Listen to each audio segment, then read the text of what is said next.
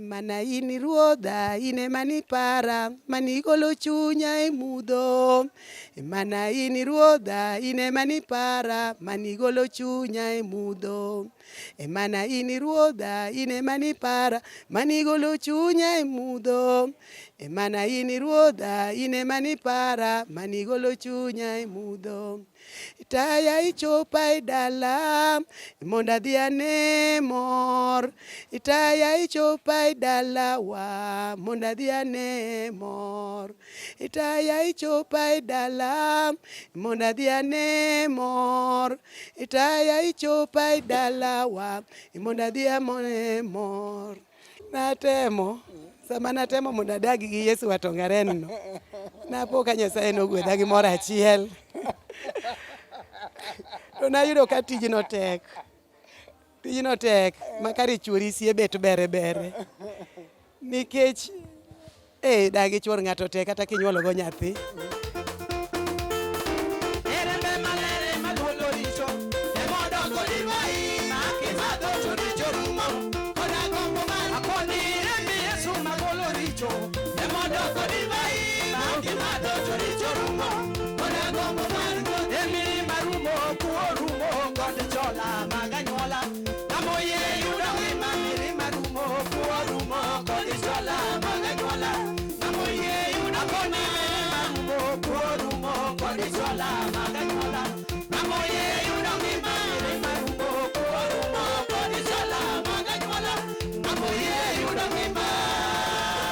Jogo maneno kamoro moro muntie ma en Loz TV show. Loz TV show ka ung'e maber ni en chenro mochaknu gi DJ mar muero DJ Loz the Street King. Kaka wuono to wane dala mar Mbita kamoro me gi minwa, ok nyal ung'e nyaminwa ma minwa ma bende en achiel kuom jogo mawere crusade mane timore Mbita Junction. Kakae to waromo kode nikech noyudo ko wero wer mamit, wende machon, wende man gi gweth, wende maduogo chuny. Koro wakoni achiel kachiel Loz TV ng'awe ni kitimo gima ber mamoro ji to nyaka wahakikisha ni chopo show marawa. Emomiyo luongo minwa mondo wago story matin tu kaluwore gi kaka no wero wendo to vision mane men gi wendo tang'o momiyo en wende masane gi kogo owinjo mana wende machon. Erokamano minwa machiegni mokwongo fulne joneno marwa nyingi. An gi nyinge na iluonga ni Lucy Atieno Molo. To Angi tingi duonde kideni. Gi nyinge na iluonga ni Lucy Atieno Molo. To amor gi studio ma obire crusade ma Mbita kani. An bende Nyasaye nofwenyore na kana ayudo warruok to wende mag ofweny gi roho nowuoyo chunya. Koro miyo nawinjo ka gwedhora gi wende mag ofweny gi roho. Kech nitiere weche moko ma wende go golo kaka injili ma winjo ka mulo chunya kendo nyalo mulo kata chuny ng'ama chielo. Koro ma omiyo naneno ni mondo mi gi wer moro nitiere ni Nyasaye oluonga chutho e ita. Noluonga dieri kana lal, kana okan kare to nawinjo luong mondo mi atine Nyasaye. Koro miyo nagolo wendno. Nyasaye oluonga chutho e ita. Okay, Nyasaye oluonga chutho e ita. Wadwaro mana ni ogwelnwa Nyasaye oluonga chutho e ita no kata gimo dakika 2 ama dakika 3 mondo wawinje to wawinje ni to osegolo wer koso gin mana wende mapod wero mana e crusade. Okay, minwa inyalo mana weronwa wend mwiwinjo ka mit no kanyoro ni were crusade ma nyithindo gi jodongo gi vijende nyaka vijende mapoko kendo magombo kendo na winjo ka miel seriously. Nyasaye gwedho kuom tich maber mitimo ne Nyasaye. Gwelnwa wendo matin kwa dhi mbele. Gi ng'eny wende buk mag ofweny gi roho gi ng'eny to pok agolo wer. Awer mana e crusade kata e kanisni. Koro anyalo temo achiel mar Nyasaye oluonga chutho e ita no.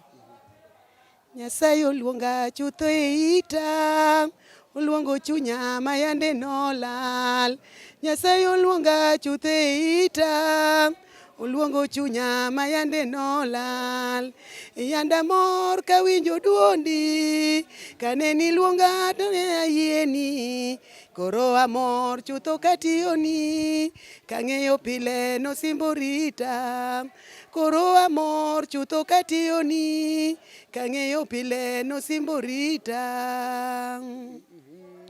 atimo neno sani malong'o, Nyasaye nyalo kisiko kuome. Atimo neno sani malong'o, Nyasaye nyalo kisiko kuome. Nyaka nene ayudi Yesu, singo duto maneno singona, osekotimo maonge more, koro nyaka atim nende. Osekotimo maonge more, koro nyaka atim nende. Wuodi Nyasaye jakonya paki, nichulo gope duto gi remo. Wuodi Nyasaye jakonya paki, nichulo gope duto gi remo. Owinja par kaka dadendi, kane niluonga nene ayieni.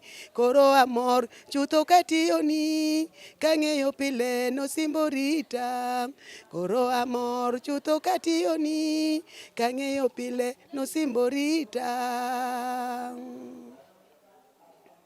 Apana nyalo gik mana gi kanyo. Erokamano. Okay, anyalo penjo minwa ni to wende gi gin wende misegolo koso gin mana wende ma pod iwero awera kaka iwereni? Pok agolo tasegombo mondo mi kaber tagol.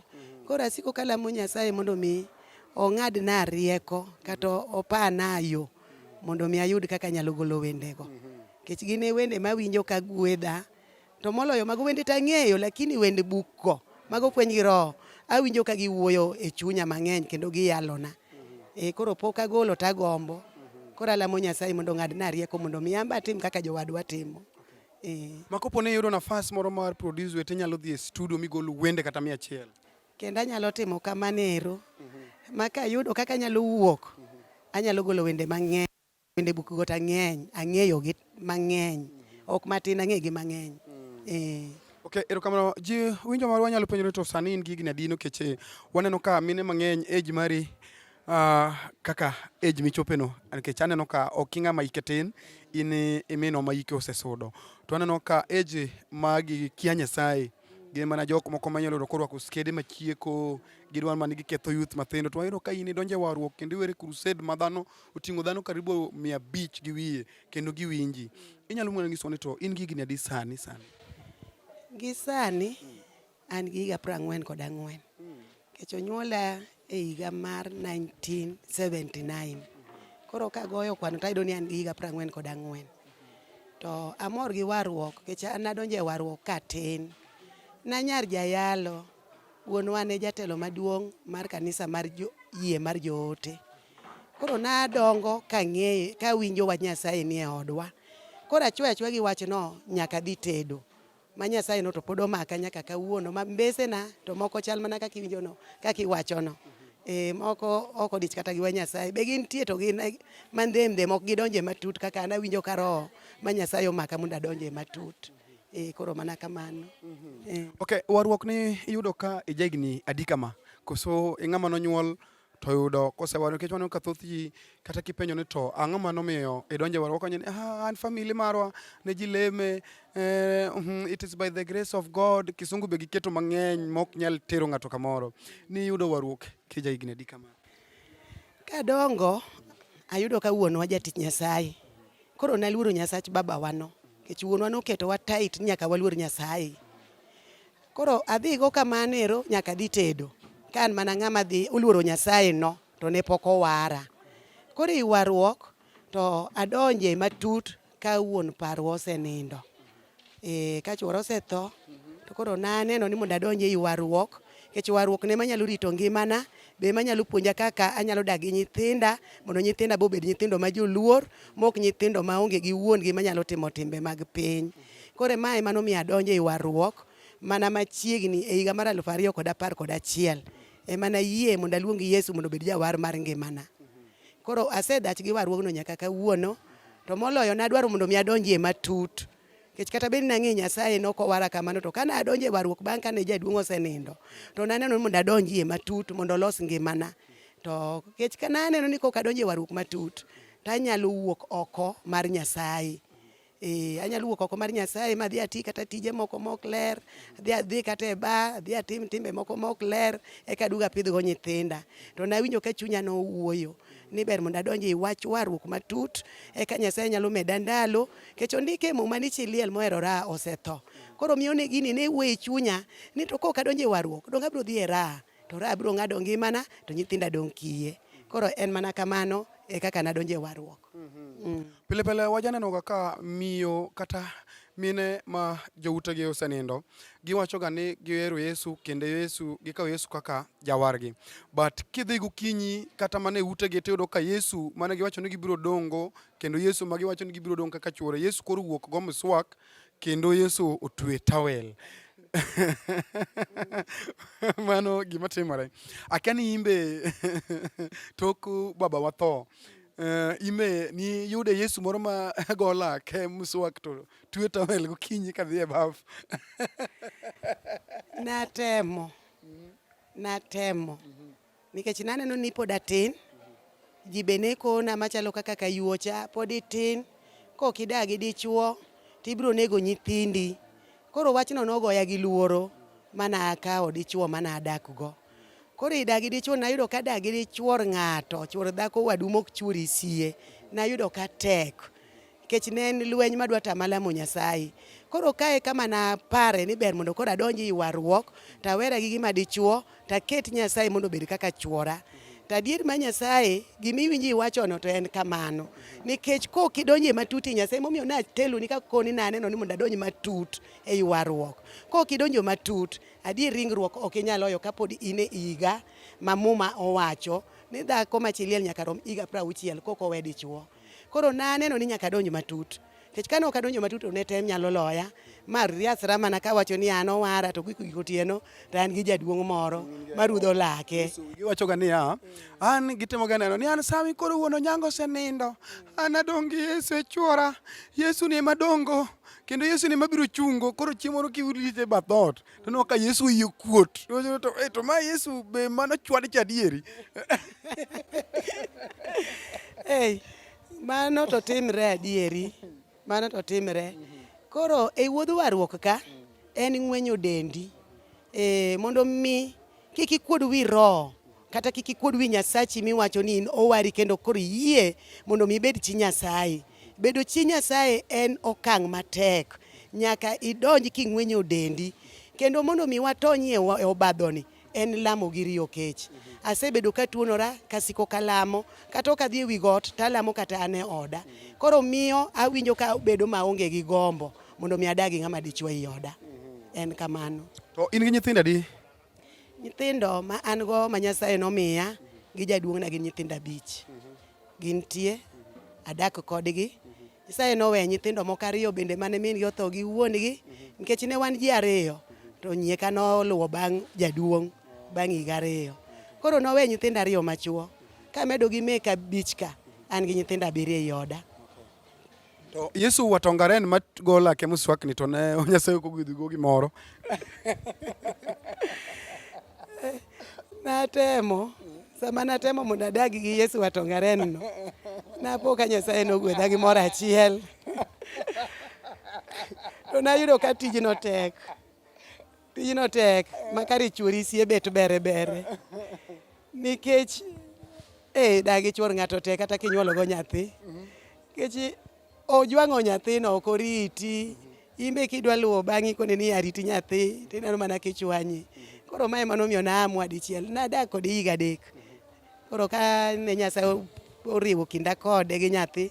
To ka naneno ka otama e wach Nyasaye, nyathi manyuolo kode ni ok oriti, naamua dichiel ni koro ok achak amed nyathi, dichuo be ok achak adago. Nyathino ni kanye? Nyathino an go sani ja higa 10.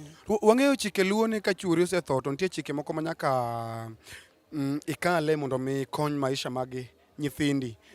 To chikegi itieko nade nikech wan gi golo pur, wan gi timo ng'oti ng'ama odak dala. Ere kaka iandolo chikegi koso rembi Yesu kose apply to? Naseamua ni an awuon koro adwa nabed chi Nyasaye. Weche mag kwergo nayudo norem. Nikech jal mowar mokawo Yesu Kristo mondo koro bed kaka jaritne. Koro ok ichak idoge Ramogi. Kech sami dok e Ramogi to mano nyiso ni in mokiki e warruok ka. Na amwa dichiel mondo remb Yesu Kristo ema mondo bed ni rito dalana. Man weche mag kodhi gi nigo wan wapura pura. Kato gima ne okonya ng'at Nyasaye ni dalawa onge kwer. Dawa kiare gi kwer. Koro wan wapura pura. Oda nyithinda nitie thuolo. Kech ok gine ng'ato ka lidho bire. Odno margi gi mama gi kende. Koro weche kwer akia. An ang'e mana ni Yesu te emotele weche te kata mag kodhigo. Koro onge Yesu atongaren kamoro amora. Onge. Okay. Ing'eni gima dhira gi generation masani ni yudo ka nyathi manyako mapok ochopo kata higni 40 wacho ni I'm happy to be a single mother. Kendo chuo guogi gima timo gi chuo onge to sechego ten gi family planning mar 5 years e bade. Koro penjo ni to oketo family planning ne seat koso oketo family planning ne mattress magi wuondruok maji koso keto ne guogi ka magi wuondruok maji osebedo ka wuon wacheche uru adieri generation masano lura adieri tadieri ma wawacho but omora sana ni temo in bedo pen ni temo to yudo kotamore miweyo midonje warruok bende iparo ni nitie gimoro kata chiemo achiel manyalo golie warruok asikamo emomiyo nagolo wer ahero wer mana wacho ni Nyasaye oluonga chuthe ita na asiko kalamo kata i werno wero kigike namba moro machielo kanyo ne asika lamo pile mondo asike bwo wir kech ko kisike lamo tipo apoa kigwenyori gi warruok makata wach winjo kiwacho ni iyudo ka nyithindo mako manyiri kata mine matindo wacho ni en Yeso ware to kawo chumo kete bade gitimo to ke bwo warruok waka to roho ma Nyasaye ok dwar family planning koro ng'ama kie manyalo timo to ng'ama ong'eyo mar omulo to ok nyal timo. Sami keto family planning no inego tong' bura ni wi in janeko. Koro an warruok mana yudo to na puonjora mang'eny kendo roho ma Nyasaye osebedo ka puonjore koda ni family planning en richo. Koro joma time kuom kia. Kech kata be ni awer ta jayalo ang'eyo weche mag muma to wakonyore kokalo kuom roho maler. Okay, nitie mond ma kaka in to iyudo ka situation maybe magintiere osetamogi ma seche moko gi lose hope to in chiliel mong'eyo wach Nyasaye kendo ngimane dhi mbele ma wach chuo ok idwar advice mane minyalo miyo mond liete weteni makale lit sana nikech ong'e maber ni ng'ato ka chuor osetho en gi challenges mang'eny sana message mane ma in go kuom jogi at least manyalo duogo chunygi gima daher mondo mi anyis mond liete machal kaka an ni ber mondo mi gidonj matut ei Nyasaye kik gidhi adhiya kaka jomoko dhi kata ni gidhi mana e kanisa onego bed ni gidonje kiwango moro mamalo matut ei lamo mondo mi kik gibed gi gwenyruok kech katimo nenda ni donjo matut ei Nyasaye no omiyo Nyasaye osechungi nyithinda mane jaduong' oweyago katindo to chung mana koda nikech lamo nikech donjo matut e warruok nyiso barua maber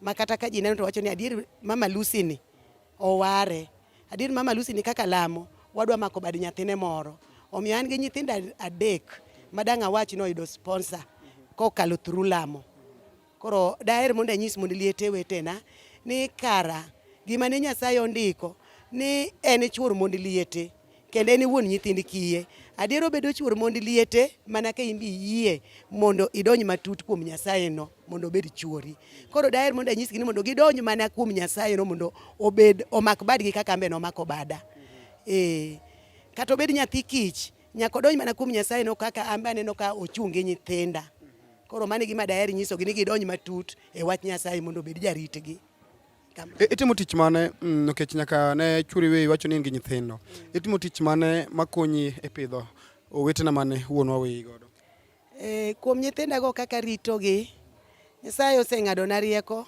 e yor mana apura ohala moko mago matindo kata ok nyal puonjogi be ok nyal ritogi aloko hand kitungu e dala mar Rongo koro kitungu go to pesa gi tin gin gidhi mani e chiemo pocket money lakini e yor school fee to Nyasaye mosebedo ka chung'na go koro yor konyruok tapuro an japur makata chamba an go onge sama inyalo yudo ni nyithinda bedo gi kech